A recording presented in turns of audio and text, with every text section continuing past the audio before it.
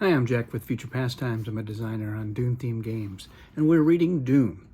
In this next chapter, the Fremen have led Paul and Jessica to the Cave of Ridges, a small cave that is not far from Siege Tabor, which is their ultimate destination, but still a night's worth of traveling away. And they make it there just as the sun is coming up, and they have to hurry to get into the cave through the narrow opening so they can avoid any Harkonnen patrols that may come by, because they're in a very vulnerable position if a patrol does catch them.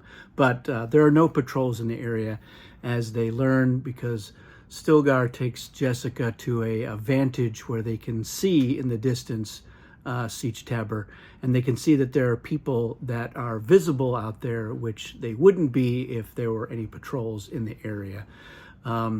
Stilgar takes that time to let Jessica know that he is very appreciative of the opportunity to learn their weirding way combat techniques, and he also lets her know that he thinks that she's an attractive woman, but he explains that while on the one hand it might be a good idea if they were to couple up, on the other, because she is not Fremen born, there's a worry that other members of the tribe would start to think that Stilgar is more concerned about having a sexual partner than he is the welfare of the tribe.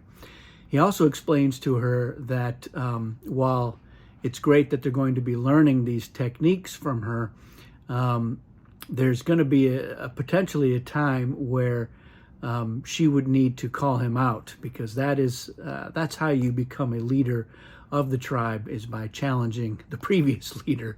And she was like, you're not worried that I don't call you out now since I bested you in the other cave? And he explains, no, you surprised us all, so I don't think any of the other members of the tribe think that you have bested me and should challenge me for leadership, but that will come along, and he would much rather avoid that. He thinks that there's a lot of value in fostering a friendship and trust with her and with Paul, because he thinks that will also serve the tribe, which is his paramount objective.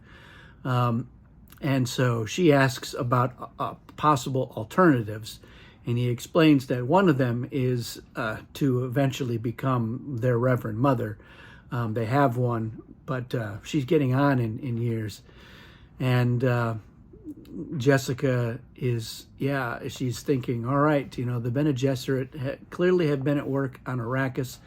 The Missionaria Protectiva does a lot to prepare a people for whatever the Bene Gesserit have in mind, among other things. And one of the things that it's clear to her is that they become very much embroiled in all of the goings-ons of the Fremen, to the point where it's kind of almost built into their religion and their mysticism, to the point where they have somebody that they refer to as a Reverend Mother, which is a title that the Bene Gesserit use for certain members of the Order of the Sisterhood who have reached not only leadership, but they've undergone the ceremony to become a Reverend Mother, which involves drinking the water of life and unlocking your ancestral memories on your maternal side.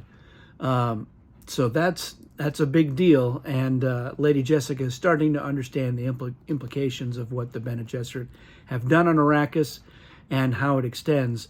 But the other thing that she is getting from Stilgar is this notion of the legend, which again relates to the Lisan al-Gaib, the voice of the outer world, the Messiah figure. And so she goes ahead and she asks him, is this what you're thinking? And is it my son? And the idea is that the legend is it's the son of a Bene Gesserit, and she's a Bene Gesserit. So those are the signs, but that's not quite enough to satisfy Stilgar.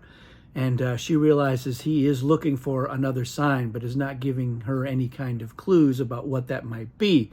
So she just goes out on a limb a little bit. But one of the things that happens is she remembers something, and it's a passage that's part of the Missionary Protectiva, and it sort of feeds into a legend, and it's kind of a what happens is she has this memory, which they describe as, I'll get the right term for it here.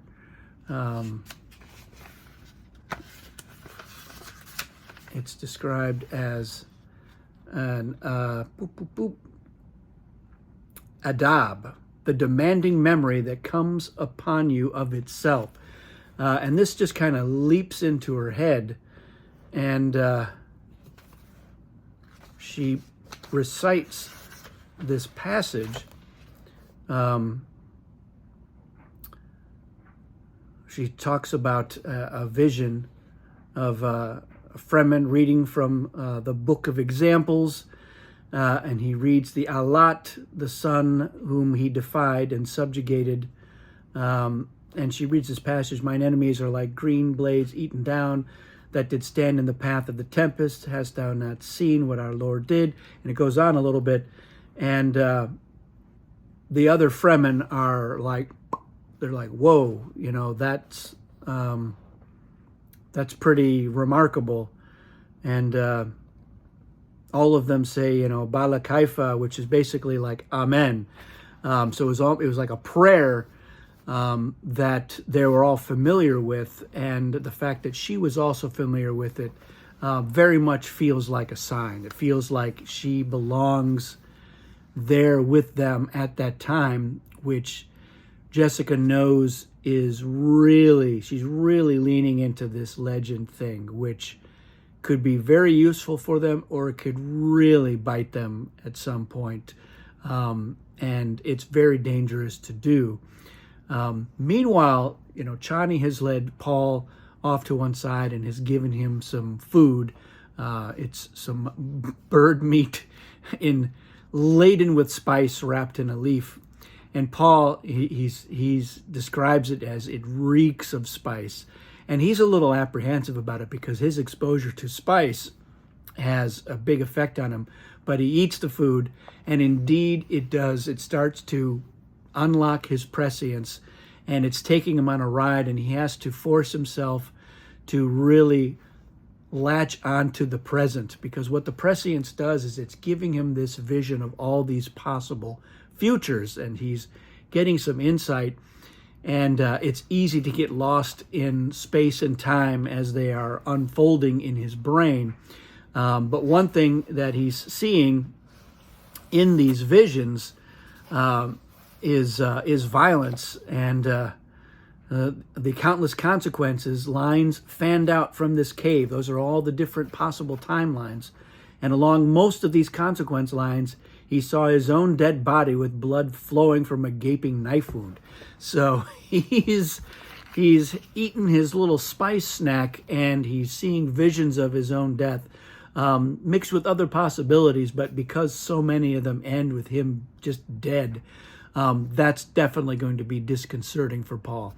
So that's what's going on in this chapter. They've got sanctuary with the Fremen, but they're not able to really relax. Jessica knows that she is treading on very dangerous ground by leveraging the legends that the Fremen believe in. It's very much part of their religion, and she knows that's dangerous ground, but she still thinks that's the best chance that she and Paul have to survive another day.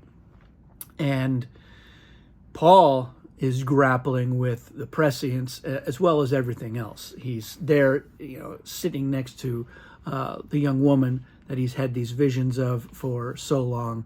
And so that part of his prescience has definitely come true.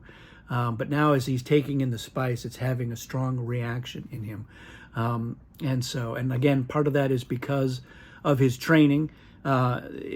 Frank Herbert describes how his awareness is opening up and he's analyzing the data, and that's a lot of his Mentat training, but also his Bene Gesserit training are doing it.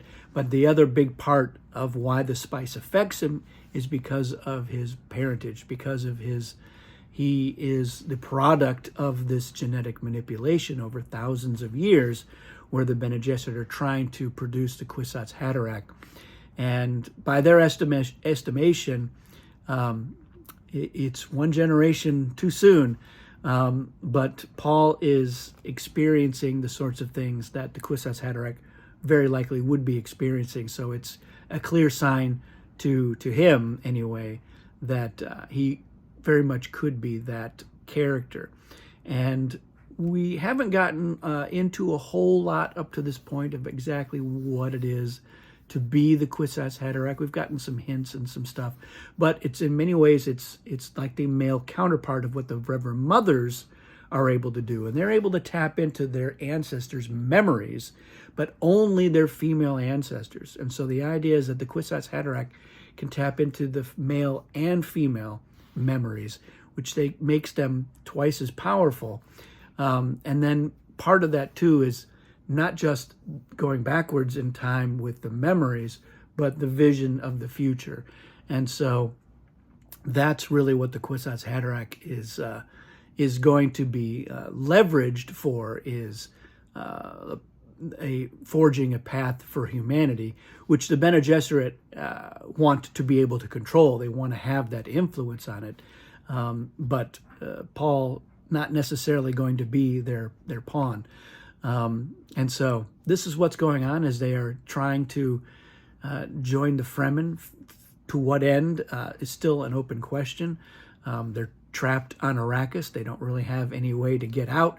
And at this point, Paul hasn't really resigned himself to saying, I should be here. He's toying with it. He's toying with that notion, which we saw earlier too when he was in the still tent and was finally seeing that there is beauty on Arrakis and that you could make a home there, but there's so many unknowns and so many variables.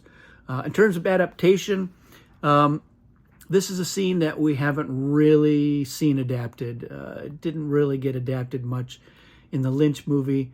A little bit more in the miniseries. We did get a sense. There is that first scene where they bring Paul and Jessica into a cave, and during that scene, they're all shucking themselves out of their still suits, and Paul catches a glimpse of Chani in the nude, and of course he's got these, mixed emotions about it, because he's been, this is literally the woman of his dreams, but we're not quite getting that same sense here yet in this chapter in the book. So we're still sort of getting acclimated to the Fremen culture from the perspective of Paul and Jessica. Notably in this chapter, everybody was in awe of what Jessica did except for Jamis. He was standing there fairly defiantly, and so he clearly has some unresolved issues. And again, in the Villeneuve adaptation, we haven't gotten to this point. In some ways, we have skipped over this segment, or we haven't gotten to it. It's a little bit mixed because they compressed a few things together in that first movie. So we haven't fully resolved the meeting and the issues with Jamis in the book, but at this point in the movie, we definitely have. So there you have it for this chapter. If you have questions, let me know. If you have comments, I want to hear them in the comments, and anything else that you want to talk about in terms of the novel Dune. Thanks for watching, and we'll see you again soon.